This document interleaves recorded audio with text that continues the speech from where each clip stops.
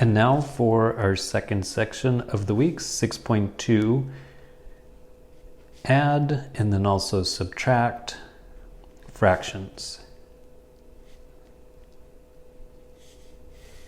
I always like to start with this one. Hey everybody, how much is 3 apples plus 2 apples? And then the whole class says 5 apples. And then you could say how much is 3 cars plus 2 cars equals 5 cars. Excellent. How much is 3 x's plus 2 x's? That equals 5 x's. And then how about 3 sevenths plus 2 sevenths? And it uses the same idea. It's going to be 5 sevenths. So whatever the units are, if you're adding the same units, then the answer is you've got that many, whatever the units are. Here it's apples, here you're adding x's, and you get the answer x, and here you're adding sevenths, so you get 5 sevenths. Or you could look at it visually, and that is that one person has a rectangle that's been divided into 7 equal pieces. 1, 2, 3, 4, 5, 6, 7, and pretend those are equal pieces. Another person has a rectangle that's been divided into 7 equal pieces. 1, 2, 3, 4, 5, 6, 7. And again, pretend those are equal pieces. And then one person has 3 sevenths. Another person has 2 sevenths. So when they add those together, then they get one bar that has 1, 2, 3, 4, 5, 6, 7 equal pieces.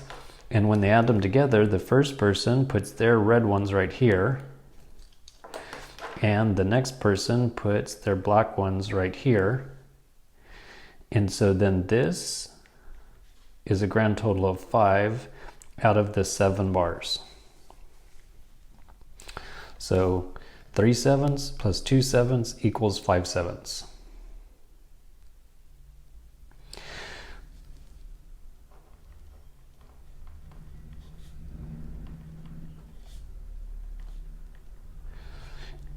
So what I just did is an example of adding with a common denominator. So this is just saying that the denominators are the same here and here. So in general, the rule for that is if you have A over C plus B over C, then the answer is going to be over C, and then you just add the numerators A plus B. So that's what I did right here. The denominator stayed the same, and then for the numerator, 3 plus 2 is 5. And then a rule that is always true for fractions at the end, reduce if possible. Many times it is possible, but every once in a while it can't be reduced and you would just be finished. So then, for example, how much is 5 twelfths plus 1 12th? So the denominators are the same, so that means that the answer is going to be over 12, and then you add the numerators, and 5 plus 1 is going to be 6, so it's going to be 6 twelfths. And then it needs to be reduced. So you could divide by 2 and divide by 2. You could divide by 3 and divide by 3, or you could divide by 6 and divide by 6. So to reduce it, it's then going to equal on the top, there's 6 divided by 6, so that's 1. And on the bottom, 12 divided by 6 is 2. A very common mistake, which I even see in calculus, is people who are so concentrated on this part, they go 6 divided by 6, oh, that's just a 1, and then they forget about the 1. And then they say that the answer is 2 because they forgot 6 divided by 6, that's actually part of the answer. So the 1 needs to be there, so the final answer is it equals 1/2. Then how about 51/100ths plus 9/100ths? So the denominators are the same. That means you add them and the denominator stays the same. And on the top, 51 plus 9 is 60. And then reduce. So like in section 6.1, you could divide by 10 and divide by 10, which is going to cancel out those zeros. And then that leaves 6 divided by 10. And since these are even numbers, divide by 2 and divide by 2. So that would be 3 divided by 5, and that can't be reduced, so that one's finished. And one more example. What if it's more than one fraction? 3/8 plus 2/8 plus another 3/8. So again, the denominators are all the same. So that means that the answer is going to be over 8. And then on the top, just add them together. 3 plus 2 plus 3.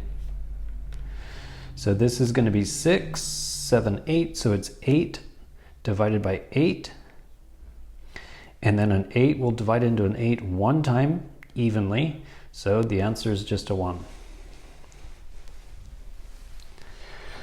Now, what if they are not common denominators?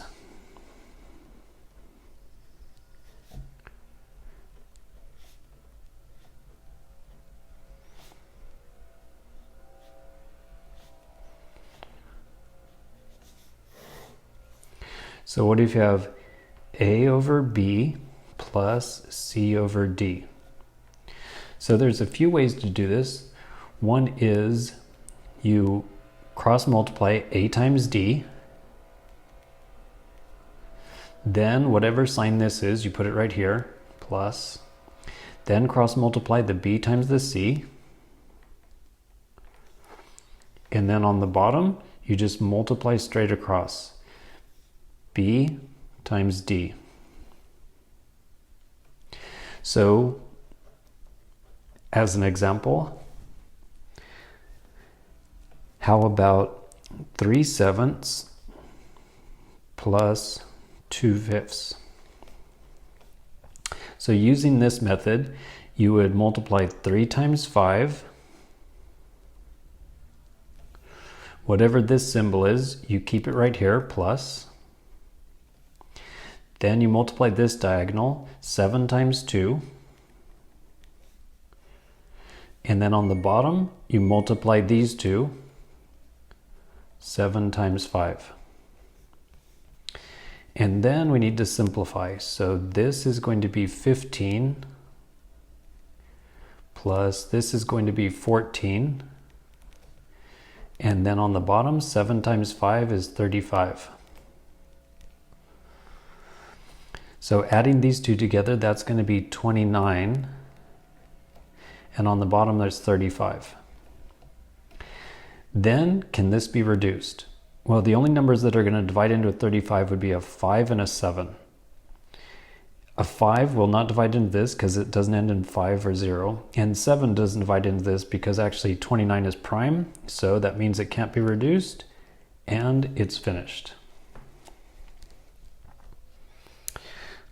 Now, there's another way to do that.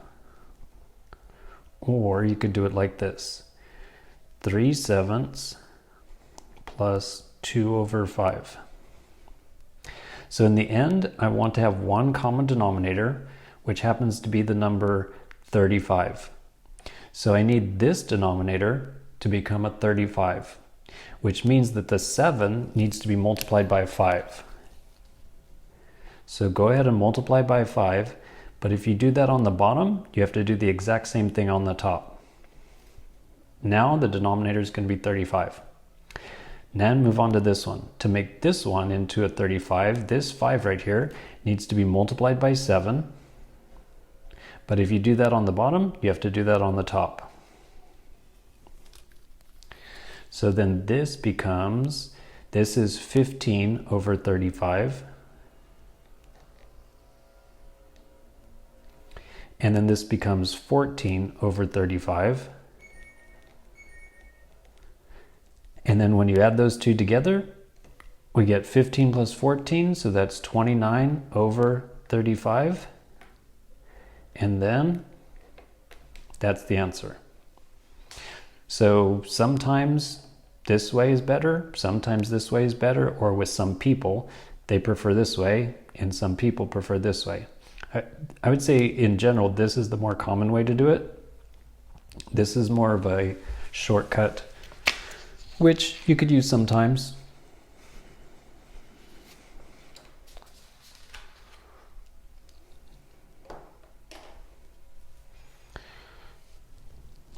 So then the next example.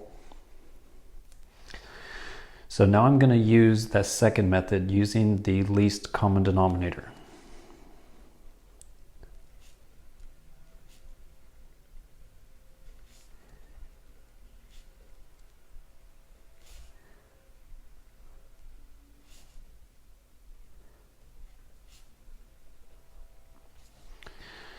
So for part A on this, how about 5/8 plus 1/4? So I need these two denominators to be the same. And then I realized that if I take this denominator 4 and multiply by a 2, then these two will be the same. So multiply by a 2 and multiply by a 2. The first one doesn't need to change. 5 over 8 plus, and then this will become 2 over 8. And now that we have a common denominator, add them together, and the denominator will stay in 8.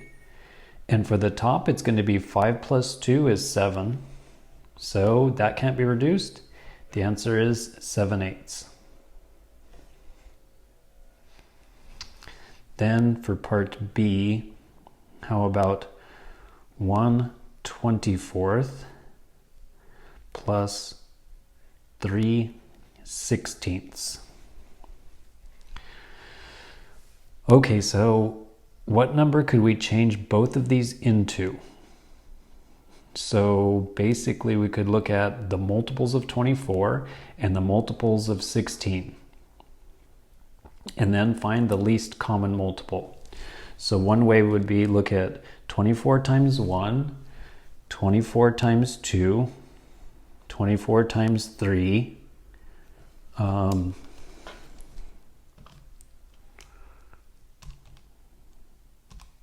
24 times 3, 24 times 4, etc.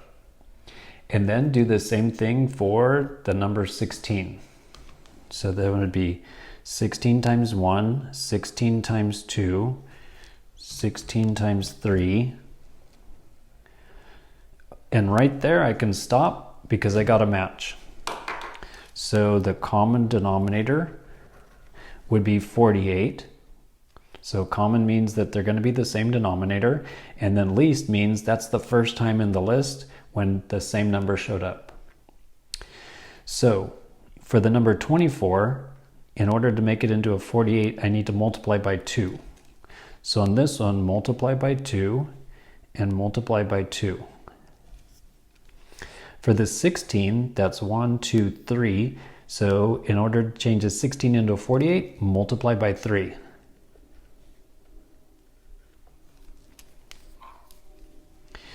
And then this one would be 2 over 48. And this one would be 9 over 48. So the common denominator is 48. And on the top, a 2 plus a 9 is an 11. And this could be divided by 4 or 2, but this is an odd number, so it can't be divided, and it's done.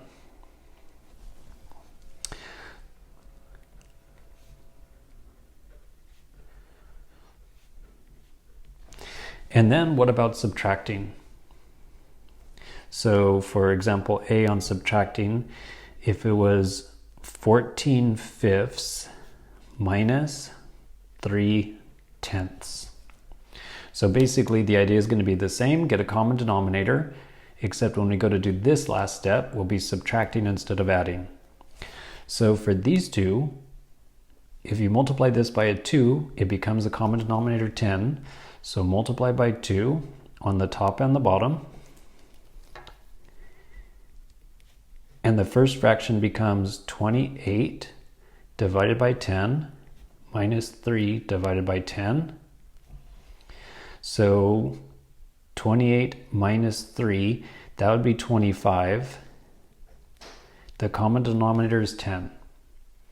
And then this could be reduced because each one of these could be divided by 5. So I need to reduce divide by 5 and divide by 5.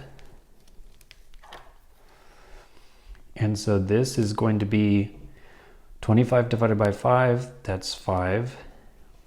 10 divided by 5 is 2. Now, if the beginning problem had a mixed number, I would go ahead and change this to a mixed number. The beginning problem had improper fraction, so I can just leave this as an improper fraction.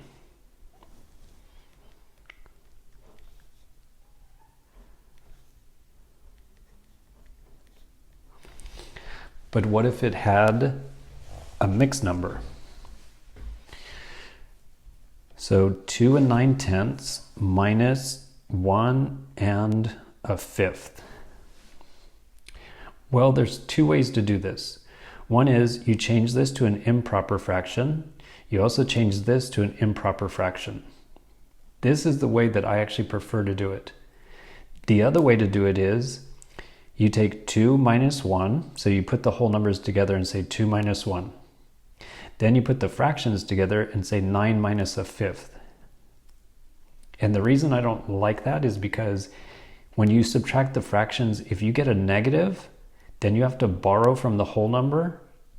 And for people that are in, I would say anywhere up until 7th grade, that would be confusing. So I prefer that you change this to an improper fraction, change this to an improper fraction, and then subtract them. Now there's a quick way to change this into an improper fraction. What you do is you multiply in this direction. So it's going to be 10 times 2. And whatever you get, you add it to the 9. So this one would be 10 times 2 is 20, plus 9 is 29. And then it's still going to be over 10. So for this one, it's going to be 5 times 1 is 5, plus 1 is 6. So it's going to be 6 over 5. Now that we have our improper fractions, get a common denominator, which is going to be 10. So this one, multiply by 2 on the bottom, multiply by 2 on the top. And then this will be 29 tenths minus 12 tenths. And then when you subtract 29 minus 12, that's going to be 17 tenths. And then the original problem had mixed numbers, so my answer should be a mixed number. So 10 divides into 17. It goes one time, and 1 times 10 is 10. Then subtract, and the remainder is 7. So that means it divided in one whole time, and then it was a remainder of 7 out of the divisor 10. So 1 and 7 tenths.